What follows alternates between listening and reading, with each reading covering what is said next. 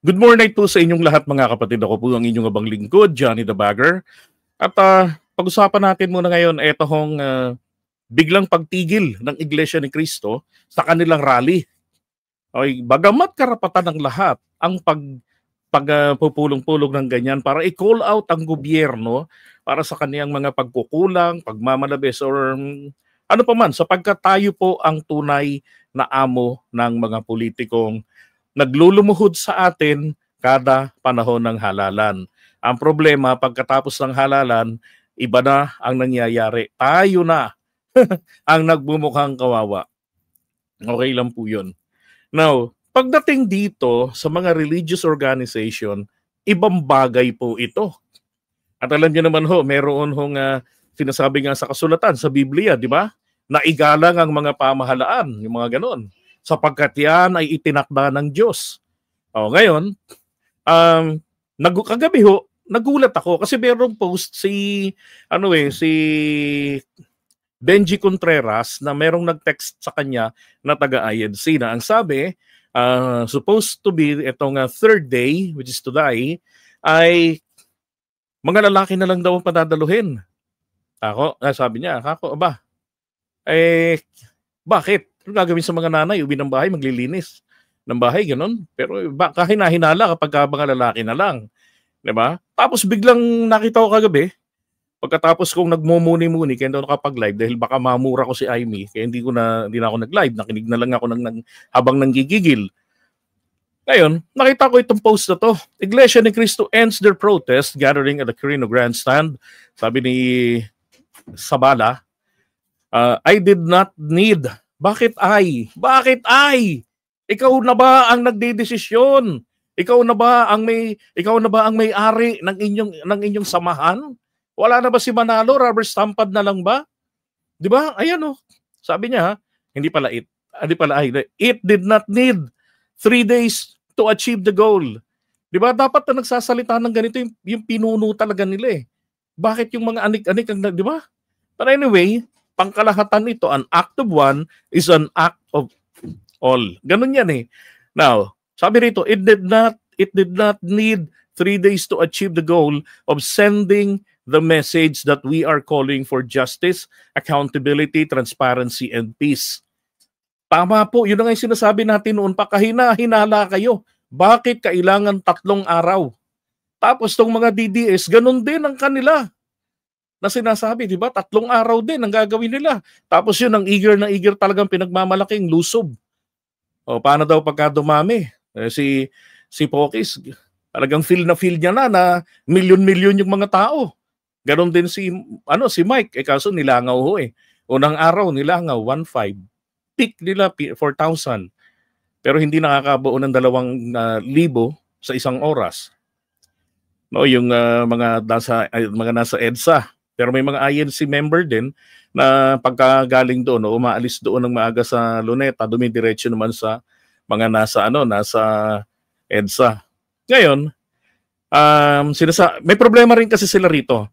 They're calling for justice, accountability, and transparency. Bakit hindi nila maatake, wala silang sanction, kay Marcoleta?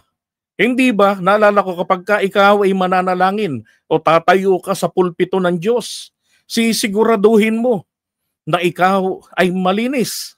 Hindi ba? Kaya nga kinakailan, manalangin ka. As much as possible nga, nag-ayuno ka pa.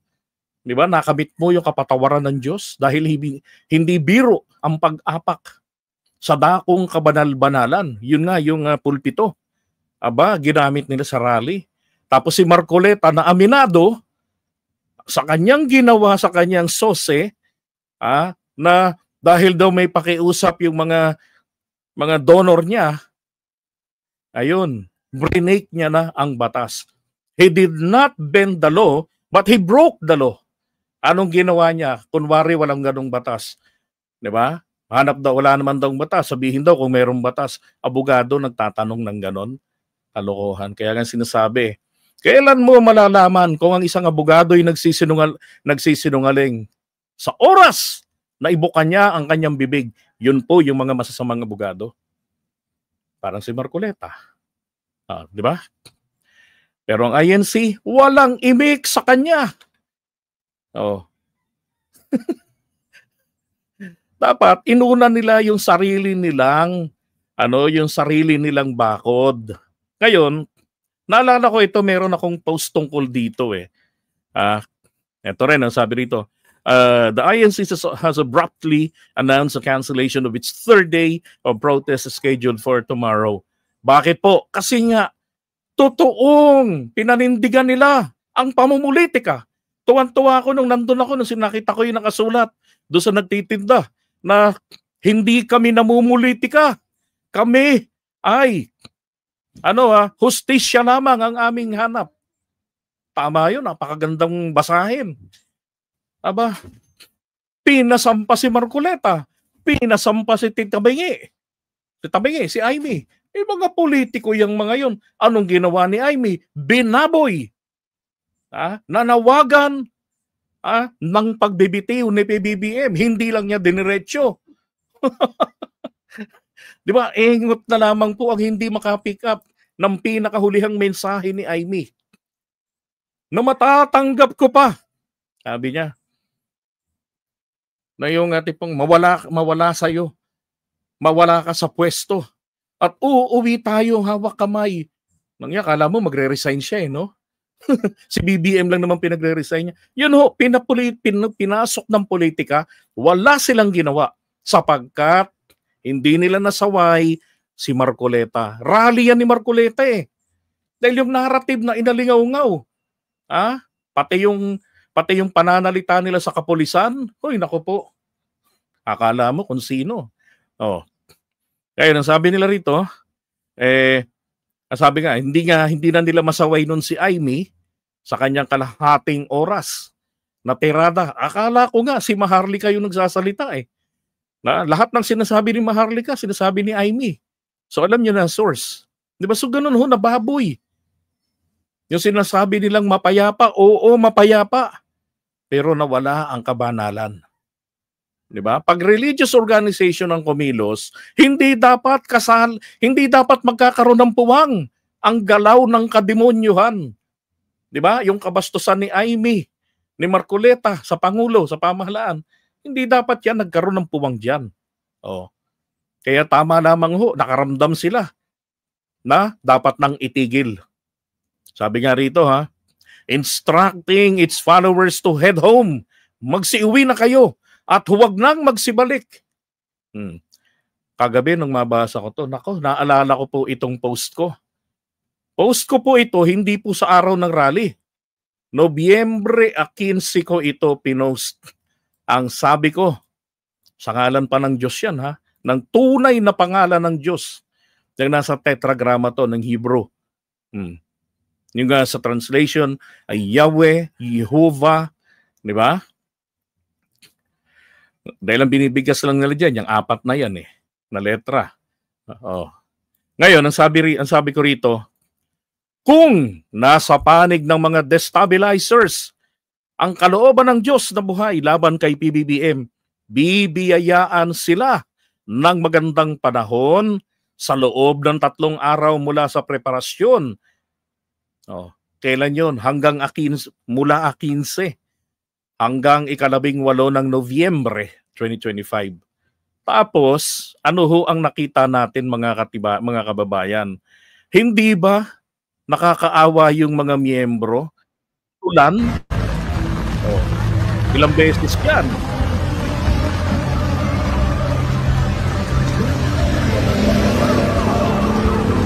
Yan kuha yan kahapon. May kuha pa nga kami ng kapatid ko na nandun kami mismo sa Luneta.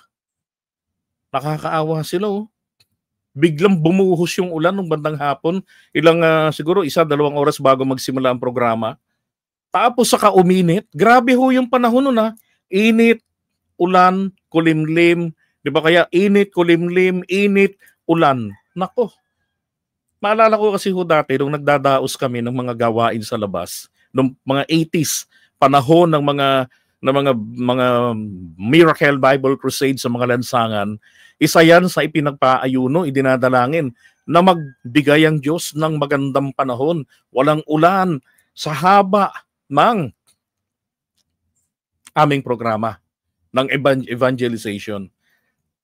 Pero yung nangyari hong ito, Diyos ko, di ba sinasabi ko sa live stream ko, idalangin natin na magkaroon ng ulap. Di ba? Yung mga nakapanood nung nandun ako, idalangin natin na magkaroon ng ulap na lalambong sa kanila dahil hindi biro.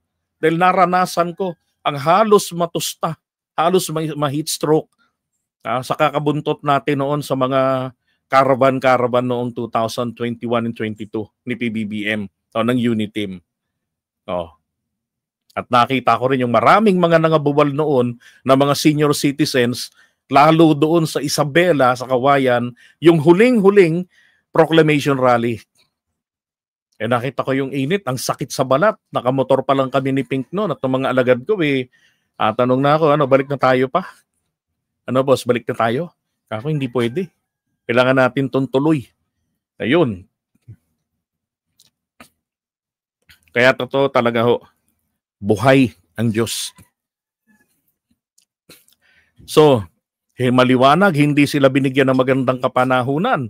Kanina, walang rally ngayong araw na ito. Ano nangyari?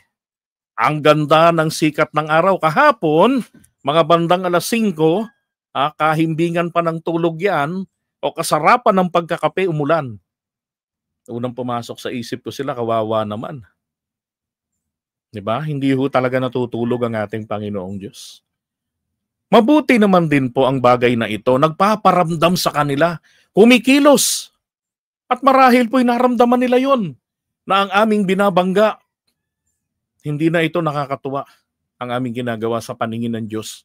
Kailangan na naming mag-inot-inot. Pero ang mali nila, pinasampa nila ang dalawang politiko. Pinulitika nila. Naalala ninyo yung isang content ko na comment lang? Di ba? Yung tungkol doon sa isang, sabi, yung, yung parang pangambata ng isang miyembro ng INC na hindi siya sasama, hindi siya makikiisa. Siya ang nagbanggit na nakapronta ang mga politiko. May mataas pong posisyon pala . Pinagbintangan pa nga ng isang vlogger na nag-comment din na nagpapanggap lang. Sabi niya, tunay akong miyembro. Bakit hindi mo itanong kung ano ang aking mga posisyon? Di ba? Grabe. Ay nako, kaya salamat sa Diyos. Dahil kung nagtuloy-tuloy ang tigas ng ulo ng mga ito, baka ngayong oras natin bumabagyot, nagbabahaan na sa Maynila. Di ba? Ang tanong, ipagagamot ba nila yung magkakasakit? Sasaluhin ba nila yung kasalanan na yan, nakalapastanganan sa itinakda ng Diyos? Kung sa palagay nila nagkamali sila ng pagboto kay PBBM, kasalanan nila yan. Di ba? Hindi nila pinili ng maigi ang kanilang iboboto. Kung sino yung malakas, matunog, ang malakas ang winability, yun ang ibinoboto.